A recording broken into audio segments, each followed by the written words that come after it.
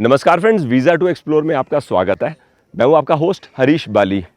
चंडीगढ़ में आज हमारी दिन की शुरुआत सुखना लेक से हो रही है।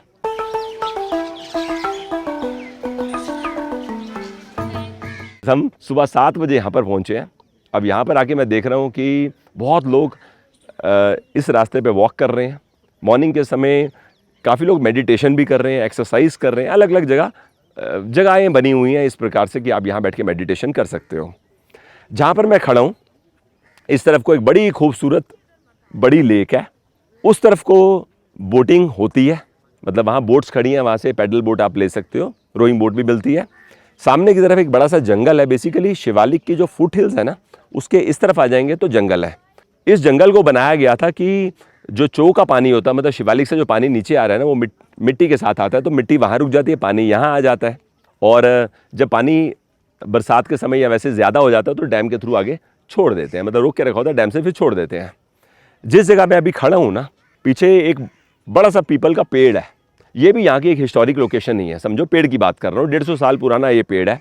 सर्दियों के समय दिसंबर, जनवरी, फरवरी में अगर आप यहाँ पे आते हो तो बड़े सारे पंछी ऐसे हैं जिनका ये परमानेंट घर है, मतलब विंटर्स की बात करो, और वो दूर दूर से पंछी आते हैं, 3-4 महीने रहते हैं, उसके बाद चले जाते हैं। सुबह के समय यहाँ से दिन की शुरुआत करना काफ़ी अच्छा आइडिया है।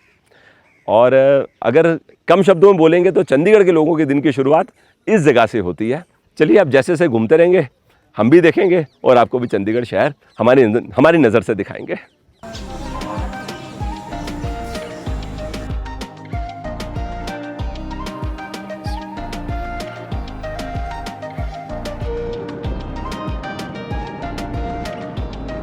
अभी मैं ओपन हैंड मॉन्यूमेंट विजिट करने के लिए आया हूँ। देखिए सामने आपको जो ओपन हैंड दिखाई दे रहा है, ये चंडीगढ़ गवर्नमेंट का सिंबल है। हवा की जिस तरफ को दिशा होती है ना, ये वहाँ पर टर्न ले लेता है। ये हमें ये बताता है कि चंडीगढ़ जो शहर है ये open to give and open to take है। मतलब अगर आपको इस शहर का कुछ पसंद आए तो यहाँ से ले लो, कुछ आपका अच्छा है तो इस शहर को दे दो। तो ये इस मॉन्यूमेंट को विज़िट करके हमें पता चलता है। आपको एक और इंटरेस्टिंग चीज़ बताता हूँ। जब इसको डिज़ाइन किया गया था ना, तो इस हिसाब से किया गया था कि यहाँ के एकॉस्टिक्स अच्छे बने। यहाँ पर रैंप है।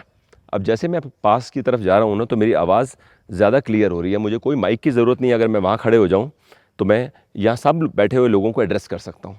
तो थॉट प्रोसेस ये था कि वहाँ पर बैठो और लेट से गवर्नमेंट एक तरफ बैठ जाए और इस तरफ को पब्लिक बैठ जाए, और कुछ अगर मसले हैं तो यहीं बैठे बैठे सॉल्व हो जाएँ, कोर्ट्स तक जाने की ज़रूरत ही ना पड़े। सुनने में भी इंटरेस्टिंग लग रहा है और ये सब जानकर अच्छा लग रहा है। जैसे मैं क्लैप करता हूँ ना, देखो आवाज़ यहाँ क्लैप कर रहा हूँ, सीधी वहाँ पहुँच रही है। ब्यूटीफुल।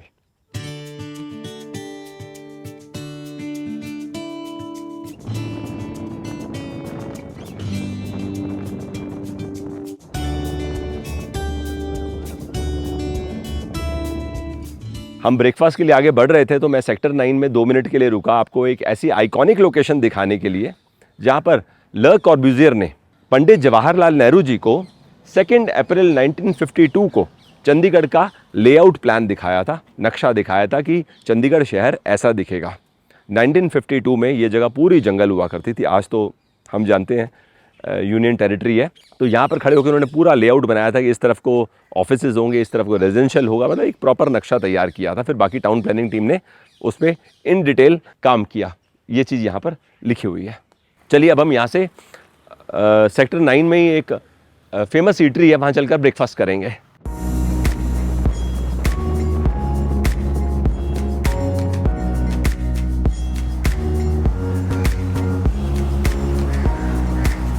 सेक्टर 9C में अभी मैं ब्रदर्स कुलचा हब पे अमृतसरी कुलचा खाने आया हूँ। देखिए, कभी आप अमृतसर जाओगे ना तो गोज़ विदाउट सेइंग, ब्रेकफास्ट में आप कुलचा तो खाना पसंद करोगे, मन होगा शाम के समय एक बार कुलचा दोबारा खा लो। मतलब ये अमृतसरी कुलचे की बात कुछ ऐसी है कि बहुत लोगों ने अमृतसर का कुलचा अमृतसर के बाहर बनाने की कोशिश करी, लेकिन टेस्ट में 19-20 हो जाता है, मतलब एग्जैक्टली वही चीज़ नहीं आ पाती। और मैंने लास्ट टाइम जब अमृतसर गया था बहुत लोगों से पूछा था कि रीज़न क्या है, तो बोलते वहाँ के ना पानी में कुछ ऐसी बात है कि जो टेस्ट अमृतसर में निकलता है वो कहीं और मैच नहीं हो पाता 100%, थोड़ा 19-20 रह जाता है। Anyways, with lot of excitement हम यहाँ पर कुलचा खाएंगे। मैंने अपने लिए आलू मेथी का कुलचा मंगवाया है। ओए होए, देखो ये कितना क्रिस्प है, गजब। साथ में ये खट्टी चटनी होती है और ऐसा छोले रहते हैं। तो मैंने ये एक्स्ट्रा छोले पहले ही ले लिए। मैं बीच में थोड़ा छोले की क्वांटिटी कम लग रही थी तो मैंने एक्स्ट्रा छोले मांग लिए, थोड़ा सा चटनी लगाने का, और छोले के साथ अमृतसरी कुलचा टेस्ट करेंगे।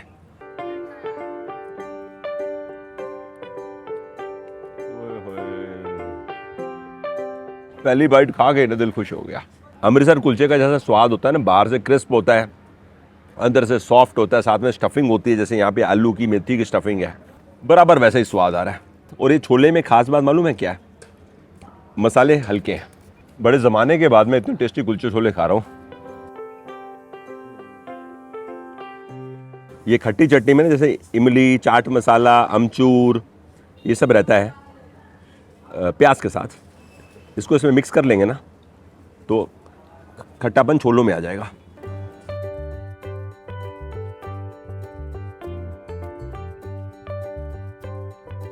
सही है। नाश्ता करके यहाँ से चलते हैं। दिन भर हमारे को चंडीगढ़ घूमना है, देखते हैं आज के दिन में हम कहाँ कहाँ जा पाएंगे।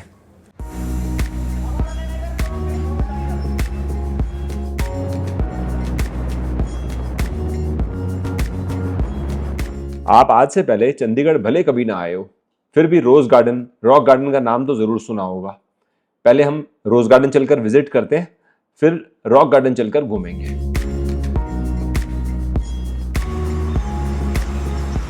पहले रोज गार्डन जाना होता तो लोग क्या करते थे, इस जगह से उधर जाना है तो रोड पार करके जाते थे, रोड पे लग जाती थी भीड़, क्योंकि इंडिया का जो सबसे बड़ा रोज गार्डन है वो ये चंडीगढ़ में ही है, जिसको अभी हम विजिट करने के लिए जा रहे हैं। अब इन्होंने ना एक सबवे बना दिया है इस तरफ से, तो आप रैंप से चलते चलते रोड के नीचे से निकल के रोज गार्डन पहुंच जाओगे। सीढ़ियों से जाना है तो इधर से चले जाओ, जहाँ से भी मैं जा रहा हूँ। इस सबवे की एक बात बड़ी खास है, शाम के समय ना यहाँ पर करोके लगा देते हैं। आपको गाने गाने का शौक़ है, नहीं भी शौक तो भी आके गाना गाना चाहते हो तो आप करोके प्ले करो, गाने गाओ। दोस्तों को बर्थडे पे इनवाइट करना है, इस जगह बुला लो। तो किसी भी तरीके से आप एक छोटी सी गैदरिंग करना चाहते हो, आप किसी होटल या रेस्टोरेंट में नहीं जाना चाहते, तो this is a very nice place. बहुत लोग तो यहाँ पर आके आजकल रील भी बनाते हैं, इंस्टाग्राम में रील्स बनती है ना, तो वीडियो रिकॉर्ड किया, पीछे म्यूजिक चलाया और इस जगह बढ़िया सा बैकड्रॉप लेके रील पोस्ट कर दी। बहुत बार क्या होता है ना, किसी के पास कुछ पेंटिंग्स हैं, वो चाहते हैं कि लोगों को दिखाएं, तो यहाँ वॉल पे पेंटिंग्स लगा लो, अपने ग्रुप को बुलाओ, उनको दिखाओ या बाकी लोग भी देखें। Very nice. लो जी, पता भी नहीं चला, सबवे से निकले और रोज़ गार्डन में हमारी एंट्री हो गई है। ये रोज़ गार्डन कितना ह्यूज है, आप इसे समझ लो 30 एकड़ में फैला हुआ है। हरियाली कितनी है यहाँ पे, 50,000 पेड़ पौधे इस पूरे एरिया में है। तो इससे आप अंदाज़ा लगाओ कि यहाँ पर आके आपको कैसी वाइब्स आएंगी। ब्यूटीफुल यार। देखो ये रोजेज़ का सीज़न आएगा ना, ये आएगा जनवरी में। फेब्रवरी में रोज़ फेस्टिवल होता है यहाँ पर। आई थिंक फेब्रवरी मंथ के लास्ट वीकेंड में 2 दिन या 3 दिन होते हैं जब फेस्टिवल होता है। उस समय तो रोजेज़ की सारी वैरायटी यहाँ देखने को मिलती है। फिर भी आज की डेट में भी हमें काफ़ी रोज़ वैरायटी देखने को यहाँ पे मिल रही है। फॉर एग्जांपल यहाँ पर रोज़ है, इस तरफ को नाम भी लिखे हुए हैं कि एक रोज़ की कौन सी वैरायटी है। वैसे ना एक चीज़ बड़ी मज़ेदार है, आमतौर पे बड़े सारे गार्डन्स में क्या होता है ना, आप रोज़ के नज़दीक नहीं जा सकते। यहाँ पर आप फूल के नज़दीक जाओ, उसको देखो, उसकी फ़ोटो निकालो, मतलब feel the nature and feel the flowers also. ये चीज़ अच्छी है। आज तो दिन भर हमको घूमना ही है, फिर जैसे जो जो दिखाई देता रहेगा, जो जो हम घूमेंगे, खुद भी देखेंगे, एंजॉय करेंगे और आपके साथ भी शेयर करेंगे।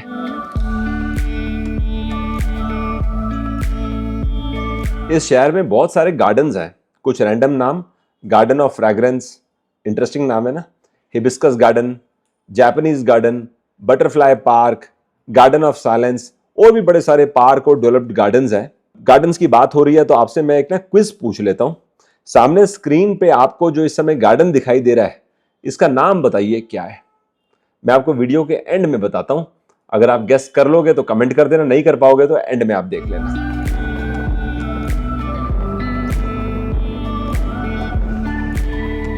घूमते घूमते हम लोग पंजाब यूनिवर्सिटी पहुंच गए हैं। यूनिवर्सिटी कैंपस के अंदर आने के बाद ना मेरे को गांधी भवन दिखाई दिया है। सामने देखो, ये वाइट कलर की बिल्डिंग है, इसके चारों तरफ जितनी बिल्डिंग हैं सब रेड कलर की हैं। और ख़ास बात क्या है, ये बिल्डिंग लोटस की शेप में है। आज तो यहाँ पर पानी नहीं है क्योंकि इस जगह की मेंटेनेंस के लिए पानी खाली किया गया। एक्चुअली में यहाँ पे तालाब रहता है, तो तालाब के बीच में जैसे लोटस होता है ना, उस प्रकार से इस बिल्डिंग का स्ट्रक्चर है। कुछ एमिनेंट पर्सनालिटीज़ जो पंजाब यूनिवर्सिटी से पास आउट हैं, डॉक्टर मनमोहन सिंह, सुनील भारती मित्तल जी, मैं पहले एयरटेल में जॉब किया करता था, सुषमा स्वराज जी और Manu Bhaker, first Indian lady जिनको ओलंपिक्स में 2 मेडल मिले, ये पंजाब यूनिवर्सिटी से पास आउट है। बाकी गूगल सर्च करोगे तो you will see a long list. University के अंदर ना स्टूडेंट्स का कुछ भी प्रोग्राम रहता है ना, वो इस बिल्डिंग में होता है। स्टूडेंट सेंटर है ये। ग्राउंड फ्लोर पे इंटरनेशनल स्टूडेंट्स का सेंटर है, उसके ऊपर चले जाएंगे तो डीन स्टूडेंट्स वेलफेयर सेंटर, उसके ऊपर जितनी पॉलिटिकल पार्टीज़ यहाँ पर एक्टिव हैं, मतलब स्टूडेंट विंग जिनके हैं, उसके ऊपर ऑफिस, और टॉप फ्लोर पे कैंटीन है। तो यहाँ पर ना कुछ ईटरीज़ भी हैं। मुझे काफ़ी लोगों ने बोला था अगर आप दोपहर के समय या कभी जा रहे होगे ना यूनिवर्सिटी साइड, तो लंच अपना इधर ही कर लेना, क्योंकि आपको यहाँ पर बड़े रीज़नेबल रेट में बहुत कुछ खाने को मिल जाएगा। और otherwise food is also nice, मतलब वैरायटी भी है और फूड भी गुड है। एनीवेज अभी हम यहाँ पे खा तो कुछ नहीं रहे हैं, चलो जी चलते हैं। और मैं चाह रहा हूँ कि एक बार चंडीगढ़ का जो बहुत बड़ा हॉस्पिटल है PGI, उसको भी बाहर से देखते हैं, फिर आगे बढ़ेंगे।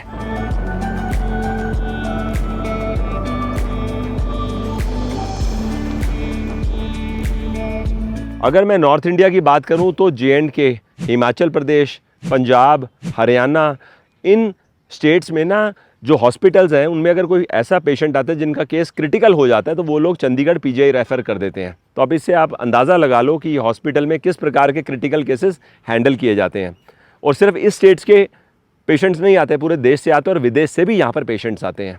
अगर मैं कुछ क्रिटिकल बीमारियों का नाम लेके बताऊँ तो कावासाकी डिजीज़ बच्चों में होती है, 5 साल से छोटे बच्चों के अंदर ये बड़ी टिपिकल डिजीज़ है, उसकी ट्रीटमेंट भी यहाँ पर होती है। अब ये ना केवल हॉस्पिटल है, यहाँ पर एक रिसर्च सेंटर भी है।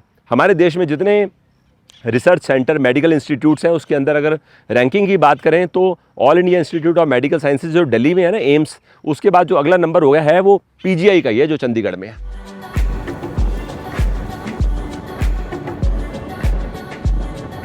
जब आप चंडीगढ़ घूमने आओगे तो रॉक गार्डन तो आओगे, हम भी आ गए।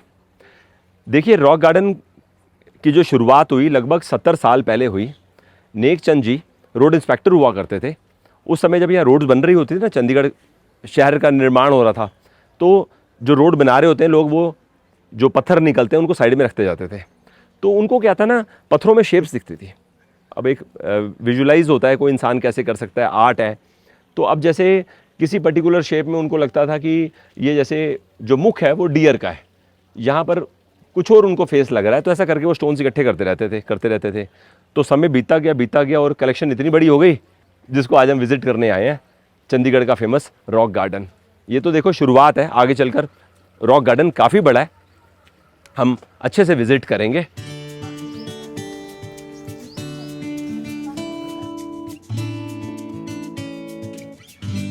सो ब्यूटीफुल, देखिए जी कितना खूबसूरत वैक्स स्टैचू हम यहाँ पे देख रहे हैं। मतलब अगर कोई ना बताए तो एक पल के लिए ऐसा लगता है कि एक हम इंसान को बैठे हुए देख रहे हैं कुर्सी के ऊपर।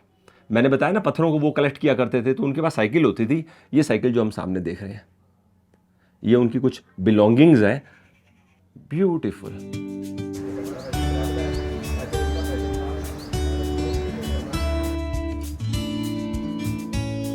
ये देखो जी, जैसे घरों में हम स्विच लगाते हैं, बल्ब होल्डर होता है, प्लग्स होते हैं, ये सारे जो टूट गए, काम नहीं आए, उनको इस्तेमाल करते हुए पूरी वॉल के सामने डेकोरेट कर दिया गया है। इधर रास्ते बना दिए गए। और मैं एक चीज़ और नोटिस कर रहा हूँ, यहाँ पर जहाँ भी जाना होता है ना, ऐसे झुक के निकलना पड़ता है। इंटरेस्टिंग।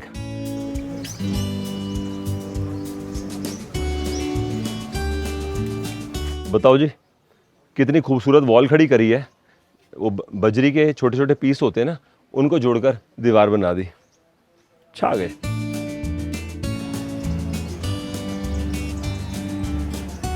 इस समय मैं उस जगह पर हूँ जहाँ पर नेक चंद जी ने अपने जीवन के 30 साल गुजारे। उनका ना क्रिएटिव माइंड में कुछ थॉट्स होते थे कि मैं इस प्रकार की चीज़ देखना चाहता हूँ, ऐसा बनाना चाहता हूँ। तो मिट्टी का इस्तेमाल करके बीच में तार डाल के ना यहाँ पर चीज़ें बनाया करते थे। मान लो वो चीज़ गीली है, उसको सुखाना है तो यहाँ पर रख देंगे। सीमेंट थोड़ा इस्तेमाल कर लेते थे, यहाँ सूख जाता था। तो ऐसा करके सारे थॉट्स जो उनके माइंड में आते थे ना, उसका कुछ ना कुछ शेप देते रहते थे।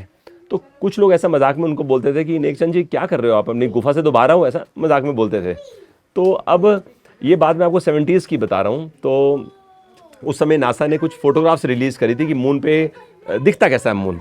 तो उन्होंने क्या किया, अपना क्रिएटिव साइड इस्तेमाल करी और जो फोटोग्राफ्स नासा में दिखती थी ना, मतलब मून कैसा है, उन्होंने ये तैयार कर दिया, ऐसी शेप्स यहाँ बना दी। तो फिर बोला कि मैं अपनी गुफा में नहीं हूँ, इस समय मैं स्पेस में हूँ, मतलब ऐसा लाइटर साइड पे। और आज देखो लोग आते हैं, इसकी ब्यूटी को अप्रिशिएट करते हैं, जैसे हम आए, हमें बड़ा खूबसूरत लग रहा है।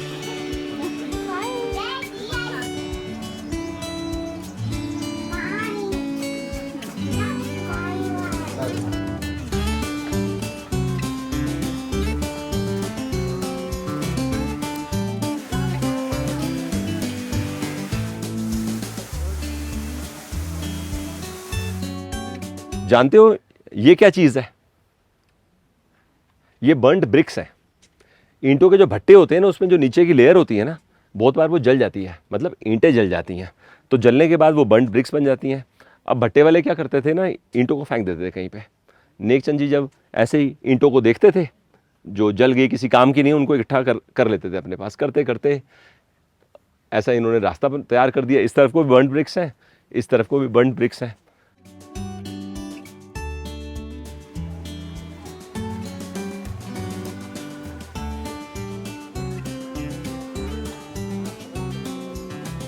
ये भी देखो कितना खूबसूरत डिज़ाइन है। देखने से ऐसा लग रहा है जैसे लेडीज़ ना लेग्स फोल्ड करके यहाँ पे बैठी हैं, हाथ उनके ऐसे ऊपर फोल्डेड है और सब लेडीज़ ऐसा एक दूसरे से कनेक्टेड है। ब्यूटीफुल।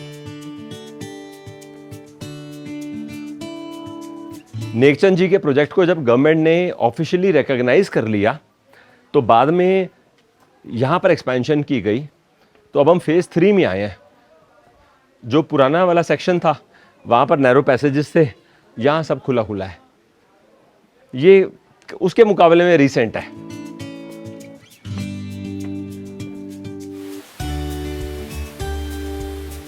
रॉक गार्डन घूमते घूमते ना हम एक ऐसी जगह आ गए जहाँ पर बहुत सारे स्विंग्स लगे हुए हैं।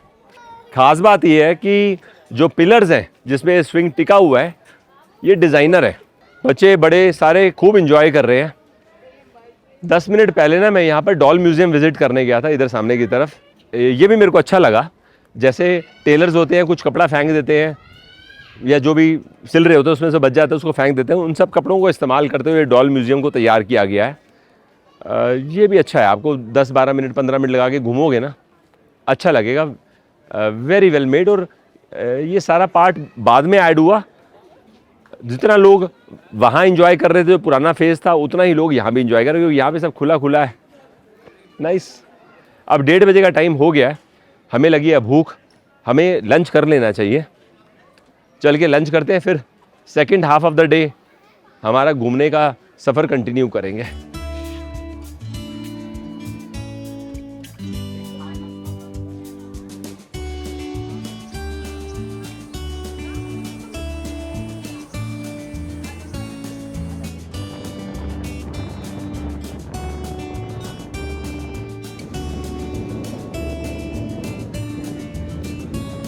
लंच करने के लिए हम लोग सेक्टर 28D में पाल ढाबे पे आए हैं। बगल में मेरे को ना ये काकेदा होटल दिखाई दे रहा है, लिखा हुआ है ऐसा कोई दिल्ली कनॉट प्लेस से इसका कनेक्शन है। मेरे को याद आ गया, दिल्ली में ना काकेदा होटल में हम लोग बचपन में जाया करते थे। मैं बात कर रहा हूँ जब मेरी उम्र रही होगी 8 साल 10 साल। अब बात करते हैं चंडीगढ़ में। जो चीज़ मेरे को बड़ी अच्छी लग रही है कि पार्किंग स्पेस हर सेक्टर में, हर मार्केट के आगे भरपूर है। के पीछे सबसे बड़ा कारण तो ये है कि Chandigarh is a planned city. बाकी शहर उस लेवल पे प्लान नहीं हुए, बस बसते गए तो बसते गए। आइए जी, चलेंगे अंदर।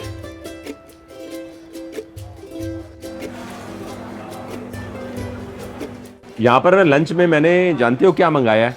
मक्की की रोटी, सरसों का साग, साथ में लस्सी। ये देखो जी, मैं सोच रहा था, बताओ हम यहाँ पे घूम रहे हैं, सफ़ेद मक्खन हमें कहीं मिल ही नहीं रहा। कहने का मतलब है कि सुबह के समय सफ़ेद मक्खन मिसिंग था और अब हमें मिल गया। चलो चलेगा, दोनों में मक्खन है। Very good. मक्की की रोटी और सरसों का साग ना पाल ढाबे पे 12 महीने मिलता है। सही है। वैसे ये सर्दियों की आइटम है।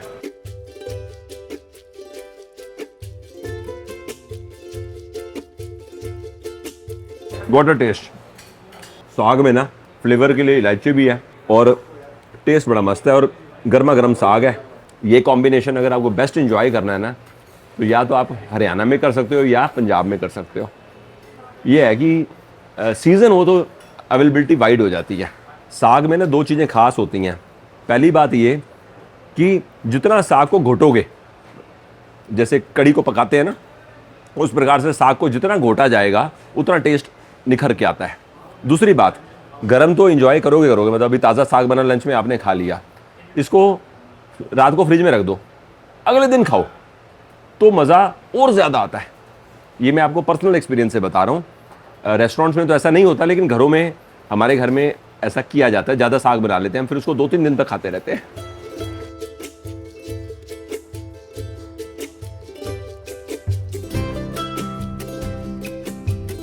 सही है, ये भी कॉम्बिनेशन का पार्ट है। मक्की की रोटी, सरसों का साग, साथ में नमकीन लस्सी, ग्रेट। अब मैं फूड फिनिश करके आपको ज्वाइन करूंगा और फिर आगे का प्लानिंग करते हैं। अब हमारे पास समय हाथ में कितना है और हम कहाँ कहाँ जा सकते हैं। वैसे सेक्टर 17 की मार्केट पास ही है, वहाँ चल के थोड़ा घूमेंगे, कॉफ़ी भी पियेंगे।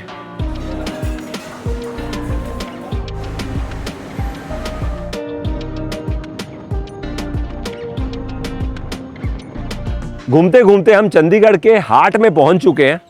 जी हाँ, मैं 17 सेक्टर की मार्केट की बात कर रहा हूँ। जैसे मैं यहाँ पर आया हूँ ना, मुझे बहुत अलग सी फीलिंग आ रही है। सुबह से मैंने काफ़ी सारे सेक्टर्स की मार्केट देखी है, जिनको देखकर मैंने वाकई अप्रिशिएट किया कि अच्छा लगा मुझे। लेकिन यहाँ आके ना मेरे को ऐसा लग रहा है कि मैं कोई दूसरी जगह पहुँच गया हूँ। जैसा मतलब सुबह से कुछ देख रहा था, अब कुछ और सडनली दिख गया। एग्जाम्पल के तौर पर सामने देखो कितनी बड़ी ह्यूज पार्किंग है, इधर शॉप्स और ये कितना बड़ा घूमने के लिए खुला सा एरिया है। और जिस जगह खड़े होकर मैं ये वीडियो बना रहा हूँ, मेरे सामने नीलम थिएटर है। चंडीगढ़ का आप ओल्डेस्ट थिएटर समझिए, नीलम ही है। अब क्योंकि ओल्डेस्ट है तो अपने आप में हेरिटेज स्ट्रक्चर है। काफ़ी लोग तो क्या एक दूसरे को मिलने का जगह बतानी होती है कि नीलम के बाद में बाहर मिल लेंगे। आओ एक बार चल के ना नीलम थिएटर अंदर से भी देख लेते हैं। 70 साल पुराना ये थिएटर है। आज की डेट में ना इस प्रकार के थिएटर देखने को मिलते नहीं हैं। एक तो ऑब्वियसली इसका सिटिंग अरेंजमेंट है और दूसरा एक रो ये है, बीच में देखो कितना बड़ा गैप है। आजकल कहाँ फिर थिएटर बनाने वाले इतना गैप छोड़ते हैं। ऊपर से ज़माना अब PVR मल्टीप्लेक्स वो सब चल रहा है। अब जितना गैप यहाँ पे, इतना ही गैप 6 रोज़ के पीछे भी है। आपको एक इंटरेस्टिंग चीज़ बताता हूँ सामने के इस डिज़ाइन के बारे में। आपको लग रहा होगा ना कोई मॉडर्न डिज़ाइन है। एक्चुअली में ये ECG होता है ना, हार्ट वेव्स, तो ये ECG का डिज़ाइन है। 70 साल पहले, 60 साल पहले जब लोग पिक्चर देख रहे होते थे तो बहुत फिल्म के साथ इमोशनली अटैच हो जाते थे। तो ये डिज़ाइन से मालूम चल रहा है कि उनकी हार्ट बीट कैसे चल रही है। मतलब जैसे मैं आपको इंडिकेशन के तौर पे बता रहा हूँ कि ये थॉट था ऐसा डिज़ाइन बनाने के पीछे। आइए बाहर की तरफ चलेंगे।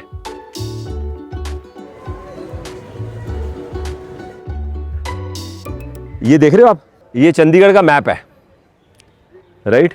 तो जगह जगह लिखा है, जैसे government college for girls, new lake, sports complex, सब सेक्टरों के नाम भी लिखे हैं। जैसे 37, 36, इस तरफ को 24, 23, 15 और 17 कहाँ पर है, 16 के बाद ये रहा सेक्टर 17। हम इधर हैं जी, 17 सेक्टर। सही है ना। मैंने आज से पहले कभी भी किसी शहर में घूमते हुए इस तरह से शहर का layout plan sector by sector कहीं नहीं देखा, पहली बार देख रहा हूँ। हो सकता है कहीं और हो ही ना।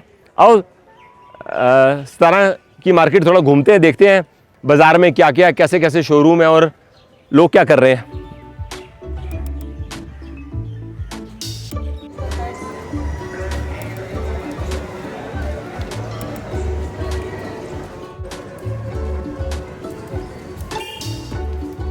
सारे बड़े बड़े ब्रांड्स हैं यहाँ पर।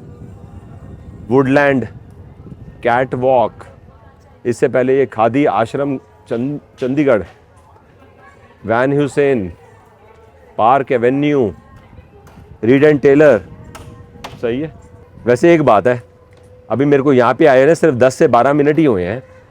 मेरे को ऐसा लग रहा है सारे चंडीगढ़ के सेक्टर एक तरफ है, 17 सेक्टर एक तरफ है। वाइब के पॉइंट ऑफ व्यू से कुछ तो है इस मार्केट में जो आपको ना पुल करता है कि ज़्यादा से ज़्यादा समय यहाँ पे बिताओ।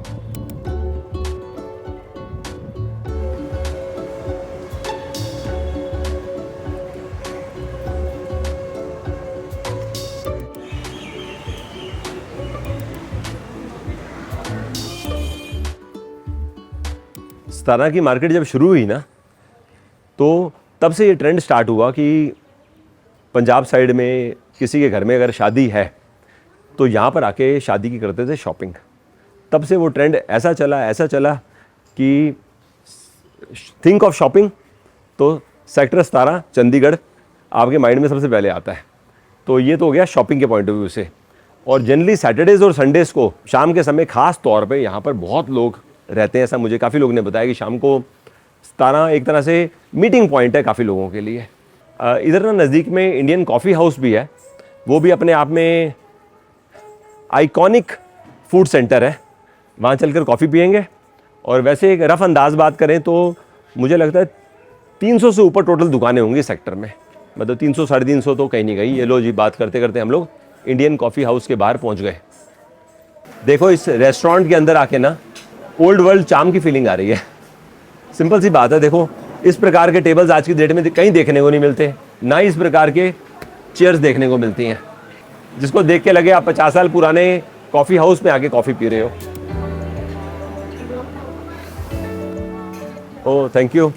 ये कितने साल पुराना कॉफ़ी हाउस है? ये 65। बड़े साल हो गए हो तो। अच्छा भैया, आपकी टोपी हरी है, ऊपर ऐसा red colour blue green colour का है, किसी का रेड है, फर्क क्यों है? सीनियर है। रेड बोले तो सीनियर। 21 साल अच्छा चले जाएंगे और 2-4 साल। अच्छा, मतलब रिटायरमेंट का टाइम आ गया उनका। भैया हमारे को ना तो भी 10-12 साल बाद मिलेगा बस। अच्छा 10 साल बाद आपको भी ऐसा रेट दे देंगे। सही है, बहुत बढ़िया। तो भैया मुझे ना एक कॉफ़ी चाहिए कम चीनी के साथ। ओ थैंक यू भैया। आप लोग सुबह कितने बजे ओपन करते हो? 9 बजे। 9 बजे। और इवनिंग में शाम को 9:30 हो जाता है। रात के 9:30। लंबा है।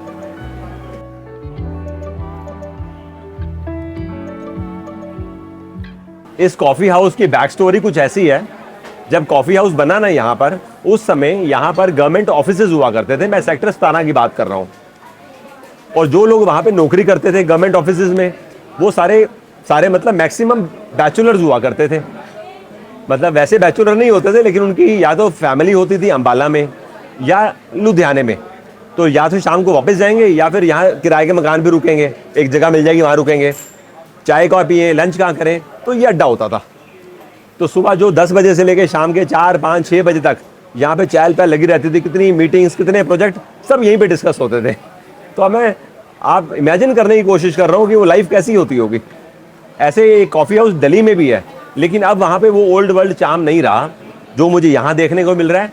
टू एन एक्सटेंट मैंने जो जबलपुर में कॉफ़ी हाउस देखा, वहाँ पर भी देख के मेरे को लगा कि सही है। मतलब वो भी अपने आप में लैंडमार्क लोकेशन है। मैंने सब्सक्राइबर मीटअप वहाँ पे करी थी लास्ट टाइम जब मैं जबलपुर गया था। सही है, बहुत बढ़िया। एक आइकॉनिक कॉफ़ी शॉप में आके हमने कॉफ़ी पी ली।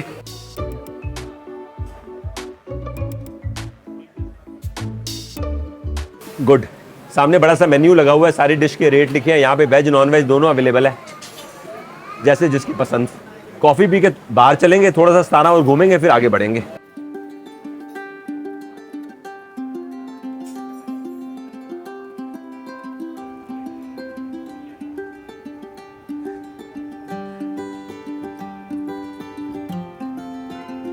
फुलकारी। चलो शॉप के अंदर चल के ना फुलकारी देखते हैं। वैसे फुलकारी के बारे में सोचते हैं ना, हमारे माइंड में सबसे पहले पटियाला आता है और टू एन एक्सटेंड अमृतसर। अब पटियाला कब जाऊंगा आज कह पाना मुश्किल है, लेकिन अब अचानक ध्यान आ गया तो फ्यूचर में प्रोग्राम बना लूँगा। फिलहाल अंदर चल के यहाँ पर फुलकारी देखते हैं।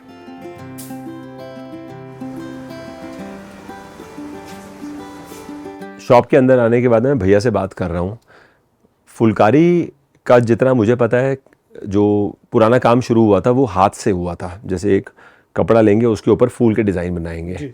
अब समय के साथ हाथ से काम करने वाले आज भी हाथ से कर रहे हैं, लेकिन साथ साथ मशीन का काम भी होने लगा है। तो भैया ने बताया कि इनके पास जो मटेरियल है ज़्यादातर वो मशीन मेड है। तो कुछ हमें आप फुलकारी में डिज़ाइन दिखा सकते हो? ये तो कुछ और है ना? नहीं, ये फुलकारी है सर, बाग डिजाइन। ये मशीन मेड है सर सारा। बाग और फुलकारी अलग अलग नहीं है? फुलकारी मतलब नाम ही उसका बाग कहते हैं। अच्छा, मुझे ऐसा लग रहा है कि ये इस प्रकार का डिज़ाइन ना मैंने बहुत साल पहले अपने घर में देखा था। बहुत पुरानी आइटम है। तो पुराने समय में क्या होता था मालूम, कि जैसे मैं पंजाबी कल्चर की बात कर रहा हूँ, मेरी ग्रैंड मदर की ग्रैंड मदर ने, सोचो कितनी पुरानी बात है, ऐसा एक बाग डिज़ाइन का दुपट्टा अपने बहू को दिया, फिर उन्होंने आगे दिया, करते करते 5-6 जनरेशन होते होते आज मेरी वाइफ के पास है। तो ऐसा चलता रहता है। समय के साथ वो दुपट्टे को यूज़ भी करेंगे, आगे देंगे भी, तो संभाल के रखते थे 200-200 साल तक। जी सर। तो ऐसा पंजाब में होता होगा आज भी, अभी भी होता है सर। है ना? ये फुलकारी है सर, ये बनता है शिफॉन में। अच्छा, नाइस। ये सर पड़ेगा इस टाइम 695 का। इसमें सर एक मल्टी कलर आता है, सेम प्राइस। जैसे प्लेन के ऊपर है, ये मल्टी के ऊपर आ गया। ये भी 695 है। इसके बाद आएगा सर 1195। इसमें ये कलर आएंगे सर। ये बड़े वाइब्रेंट कलर्स हैं। जी सर। तो इसको वॉशिंग वगैरह कैसे करते इजी हैं? वॉश करिए सर, कोई प्रॉब्लम नहीं है। ठीक है।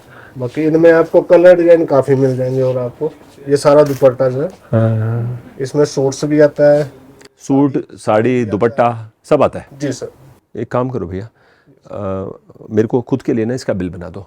डेबिट कार्ड से पेमेंट लेते हो? जैसे आपको यहाँ पर आके वाकई मेरा मन हो रहा है कभी मैं पटियाला का प्रोग्राम बनाऊँ, वहाँ जाके फुलकारी अच्छा डिटेल में कवर करें। अब पिछले कुछ साल से मेरे साथ क्या हो रहा है कि कहीं मैं ऐसे हैंडीक्राफ्ट देखता हूँ ना, जो हाथ से काम हो रहा होता है, तो उसके लिए मेरे को बड़ी ऐसा फीलिंग होती है कि जाके मैं उन आर्टिशंस को शूट करूँ जो ये काम करते हैं। जैसे पास्ट में आपने देखा, मधुबनी भी हम गए थे बिहार में, वहाँ हमने मधुबनी पेंटिंग्स के ऊपर वीडियो बनाया था। तो ऐसा हमारे देश में ना डाइवर्सिटी बहुत ज़्यादा है। उड़ीसा जाओ तो कुछ और देखने को मिलता है, ऐसा हमने पास्ट में भी कवर किया है। बढ़िया।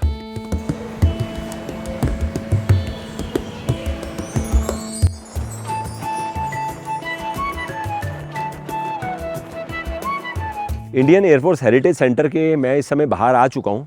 मैं तो चाहता था कि अंदर जाकर मैं डिटेल्ड वीडियो बनाऊँ, लेकिन अंदर ना वीडियोग्राफी लाउड नहीं है। तो उन्होंने बोला आप मोबाइल से फ़ोटोग्राफ ले सकते हो। तो अंदर मैंने जो जो देखा मैं आपको फ़ोटोग्राफ्स के माध्यम से बता देता हूँ। 50 रुपीज़ पर पर्सन एंट्री टिकट लगती है। जब हमने टिकट ले ली तो मैंने देखा मिग 27 का इंजन डिस्प्ले पे था, उसके बारे में इन्फॉर्मेशन थी। और भी डिफरेंट एयरक्राफ्ट है जिनके इंजन वहाँ डिस्प्ले में थे।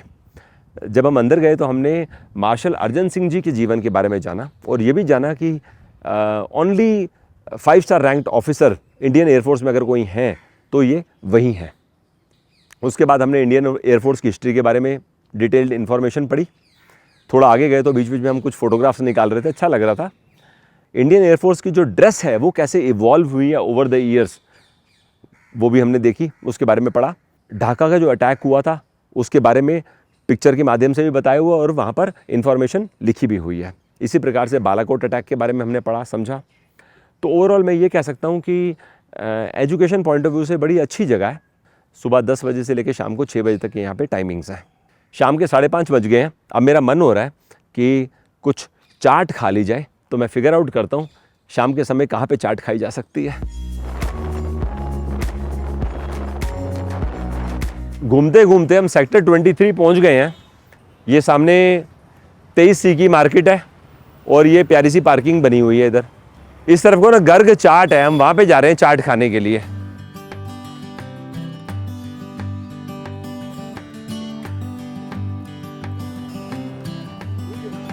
शॉप में भीड़ देखो कितनी है। 10 मिनट तो मेरे को ऑर्डर देने में लग गए। तो भल्ला पापड़ी चाट का टेक्सचर देखो जी, हरी चटनी, मीठी चटनी, दही और ये भल्ले।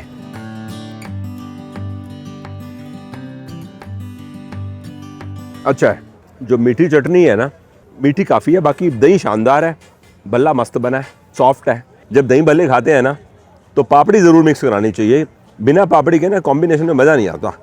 ओवरऑल पैकेज गुड है।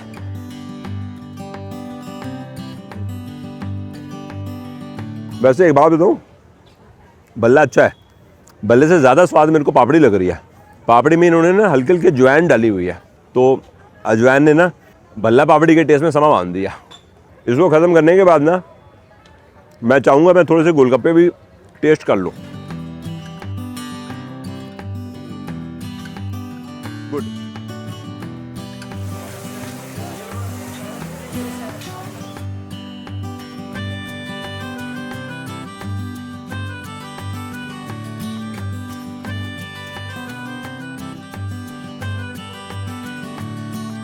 खट्टा और मीठा बड़ा मस्त बैलेंस है, मान गए।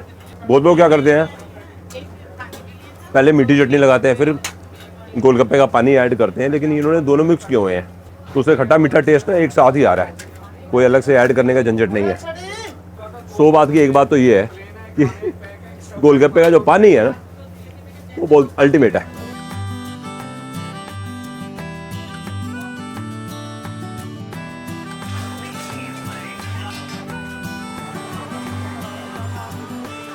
शाम के 6:45 बजे का टाइम है। आज की हमारी चंडीगढ़ की यात्रा यहीं पे फिनिश हो रही है। अब मैं गोलगप्पे खा के बाहर आ गया हूँ, अब अपने होटल चला जाऊँगा और हमारा डे एंड हो जाएगा। बाय द वे, इस समय मैं जिस टेंपल के बाहर खड़ा हूँ, इसका डिज़ाइन मैथ्यू नोविकी ने किया था। कॉर्ब्यूजे को चंडीगढ़ का कॉन्ट्रैक्ट देने से पहले वो चंडीगढ़ पे काम कर रहे थे, तो उनकी डेथ के बाद कॉर्ब्यूजे को डिज़ाइन दिया गया, उन्होंने चंडीगढ़ की पूरी प्लानिंग की, पूरा लेआउट बनाया। बाकी सब तो ऑनलाइन आप पढ़ सकते हैं, समझ सकते हैं। बाकी कल का मेरा प्रोग्राम कुछ ऐसा है कि मैं 2 से 3 बजे तक इधर ही रहूँगा चंडीगढ़ में। उसके बाद मैं second half of the day में मोरनी हिल्स के लिए निकल जाऊँगा। कल का नाइट से मैं वहाँ पे प्लान कर रहा हूँ। फिलहाल आपको bye bye, had a great day in Chandigarh today, thanks for your time.